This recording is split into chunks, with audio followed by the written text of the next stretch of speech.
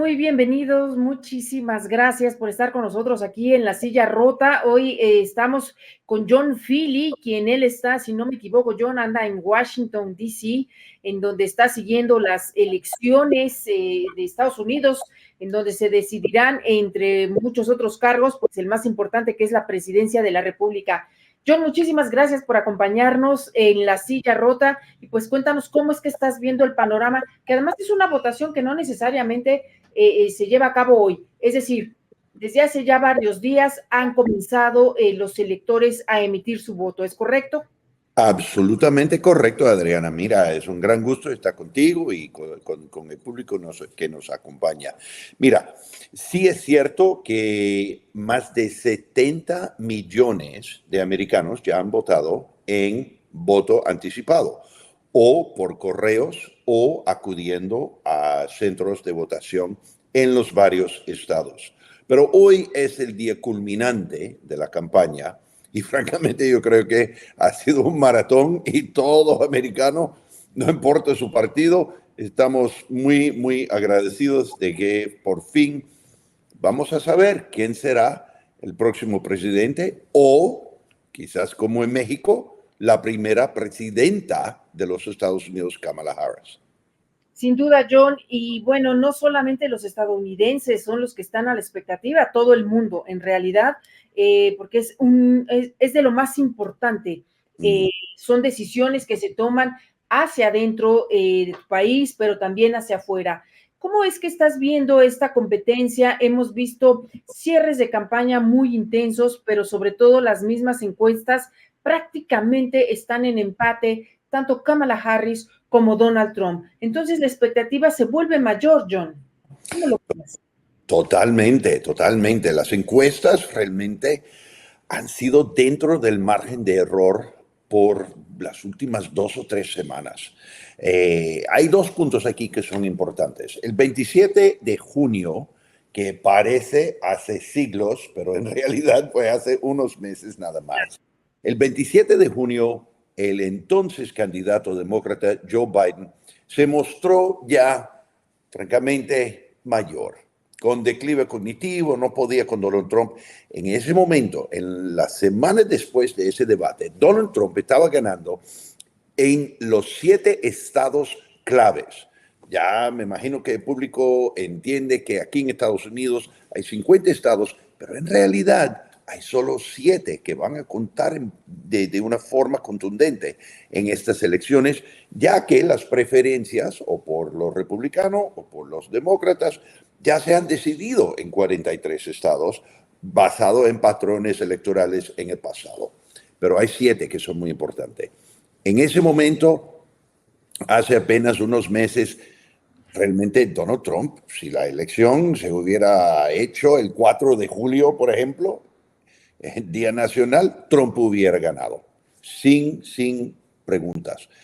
Kamala Harris ha hecho algo impresionante en el sentido de que, habiendo sido vicepresidenta, 4 años, literalmente tapada por el presidente Joe Biden, que siempre ese cargo por diseño de los próceres de la Constitución es un cargo de alguien, de un tapado, alguien que está esperando, pero que no tiene realmente la rienda de poder en sus manos.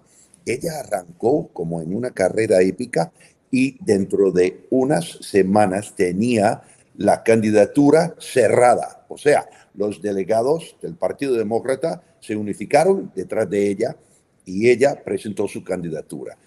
Desde entonces, especialmente después de la convención demócrata el 18-19 de agosto, lo que pasa es que en las encuestas ella subió muchísimo y estaba cerrando brechas de 5, 6, 7 puntos porcentuales en los estados claves. Hoy día, como bien dices, Adriana, nosotros tenemos un empate técnico en los 7. Entonces vamos comiendo las uñas hoy. Claro, sin duda, John. Ahora, para que el público mexicano pueda entender, porque mucho escuchamos del colegio electoral, que no es meramente el voto popular que se ha venido emitiendo y que se está emitiendo todavía el que decide. Y lo hemos visto a lo largo de los años, ¿no? Incluso el primer triunfo de Donald Trump contra Hillary Clinton le ganó en el voto popular, no así en el colegio electoral. Muy brevemente, ¿puedes explicar, John, cómo es esto? ¿Por qué el colegio electoral? Claro que sí. El colegio electoral es un vestigio, francamente, de la época colonial de los Estados Unidos, cuando las colonias originales se estaban debatiendo la constitución y la formación de nuestro sistema electoral en 1789.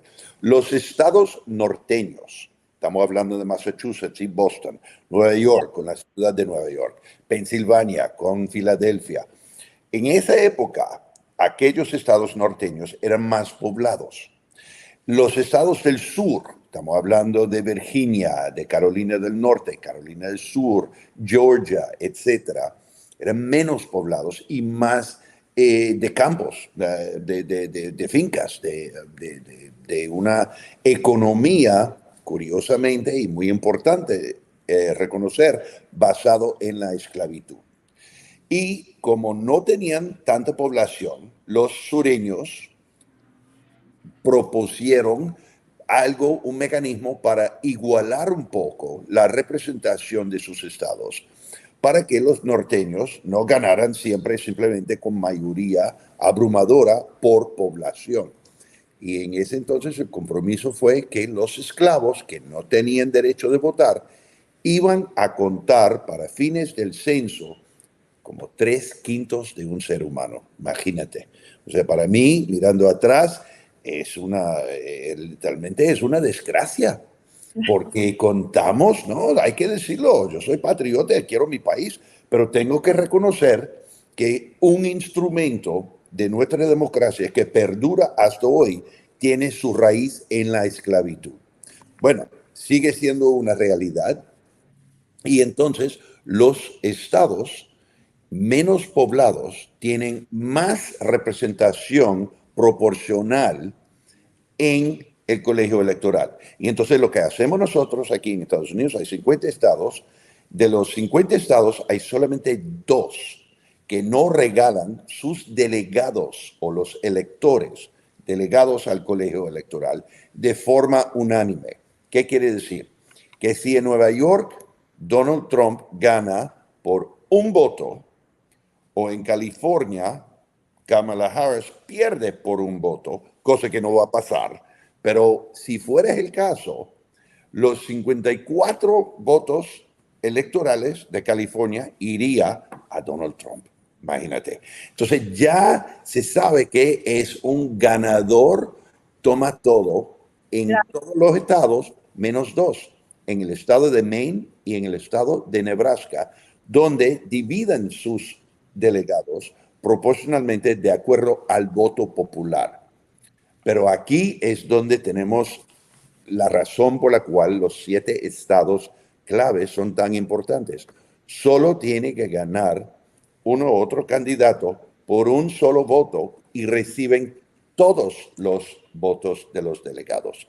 Y por eso Pensilvania es tan importante, porque cuenta con 19. Eso es un botín grande. Claro, ahora tocas Pensilvania, John, que fue el estado en donde, si no mal recuerdo, Donald Trump sufrió un atentado, que además por unos días lo disparó, digamos, en la popularidad y demás. Todo ello sigue pesando, John, es decir, toda esta, lo que vimos en ese momento cuando el atentado, pero también incluso, ya lo comentaste al inicio, cuando Joe Biden decide bajarse de la carrera, Kamala arranca impresionantemente, se fue para arriba. Todo eso sigue pesando, o ves que en este empate técnico que ya vemos es que, digamos, llegaron a un punto ambos en el que se pusieron en igualdad de condiciones. Es impresionante cómo funciona la memoria colectiva. Nosotros experimentamos aquí algo horrible en Butler, Pennsylvania, como bien señalas tú, un atentado en contra de un candidato a la presidencia, Donald Trump. Mira, Trump no es mi candidato, pero yo no quiero que ningún candidato esté expuesto a semejante amenaza. Y por poco, por milímetros de una falla del francotirador, Donald Trump está con nosotros hoy. Gracias a Dios, digo yo, aunque no quiero que gane. Sin embargo, nadie habla de eso. Y solo pasó hace unos meses. Es realmente increíble cómo, no digo amnesia, pero cómo estamos los americanos inundados por información y solo se habla de lo que ha ocurrido o lo que los candidatos se han pronunciado en los últimos, digamos, 48 horas. Claro. Lo que ha debilitado a Donald Trump en esta recta final, curiosamente, tiene que ver con algo en Pensilvania. Hace ahora un poco más, como 96 horas, Donald Trump tuvo un rally, un meeting político en Madison Square Garden, un anfiteatro muy importante de Nueva York. Claro. Allá su campaña contrató un comediante realmente de tercera, no conocido, y ese comediante insultó a los puertorriqueños llamando la isla de Puerto Rico como una isla de basura flotando en el Caribe. Inmediatamente la reacción fue, como uno esperaría eso, imagínate, si un candidato en México dice que pues, Chiapas es un estado de basura pegado al trasero de México, algo por el estilo, para que los mexicanos entiendan lo fuerte de ese insulto. En Pensilvania hay 320,000 votantes registrados que son boricuas, que son puertorriqueños, son americanos, pueden votar. En el 2020, Donald Trump perdió el estado de Pensilvania por aproximadamente 10,000 votos. Ahora, imagínate tú, si 300,000 puertorriqueños enfadados, como quien dice, cabreados por el insulto de la campaña de Donald Trump, deciden votar a favor de Kamala Harris, Trump va a perder Pensilvania. Y al perder Pensilvania, puede perder toda la elección. Efectivamente, efectivamente. John, pues finalmente, ahora sí que tu pronóstico, John, sé que yo todavía falta, pero estamos en el día D. Mira, en el día D, ojalá que sea de democracia, ojalá que sea un día de espíritu cívico. Creo que ya lo estamos viendo en todo el país. Yo creo que a final y cuando la hora de ese final de la votación, nadie puede predecir, puede ser en la madrugada de mañana, puede ser al otro día. Yo creo que Kamala Harris va a triunfar. Va a triunfar quizás por poco. Creo que no hay duda que en el voto popular ella va a arrasar, va a ganar mucho más. Pero el voto electoral, por razones que ya hemos hablado, puede ser un poco más cerrado. Sin embargo, nosotros aquí hemos observado dos campañas, como Charles Dickens, la historia de dos ciudades. Tenemos historia de dos campañas. Una campaña, la de Harris, enfocado en el futuro. Una mujer negra, hija de migrantes, que ve al futuro americano con optimismo. Otro, mirando atrás, hacia atrás. Acuérdate que MAGA, Make America Great Again, tiene sus raíces, su referencia en un pasado francamente ficcionalizada, cuando América, principalmente cristiano, principalmente blanco, era perfecto y los trumpistas quieren recuperar ese momento. Él ha pregonado pesimismo. Él habla de los Estados Unidos como si fuera una película distopiana de destrucción. Mira, Estados Unidos tiene su problema, nadie lo va a negar. Pero Kamala Harris y su campaña tienen propuestas concretas para atender a los problemas. Donald Trump tiene retórica para celebrar lo catástrofe y lo horrible que él considera que son los demócratas. Yo creo que al final los americanos vamos a votar con optimismo a favor de Kamala Harris. Claro, pues que sea lo mejor para Estados Unidos y en su caso para el mundo. John Phillick, un diplomático estadounidense muy experimentado, pero además que sabe mucho de su país y pues también del mundo, América Latina principalmente.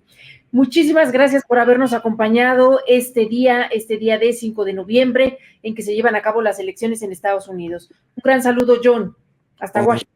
Un abrazo, amiga. Muchas gracias. Siempre un placer. Gracias, que estés muy bien. Hasta luego.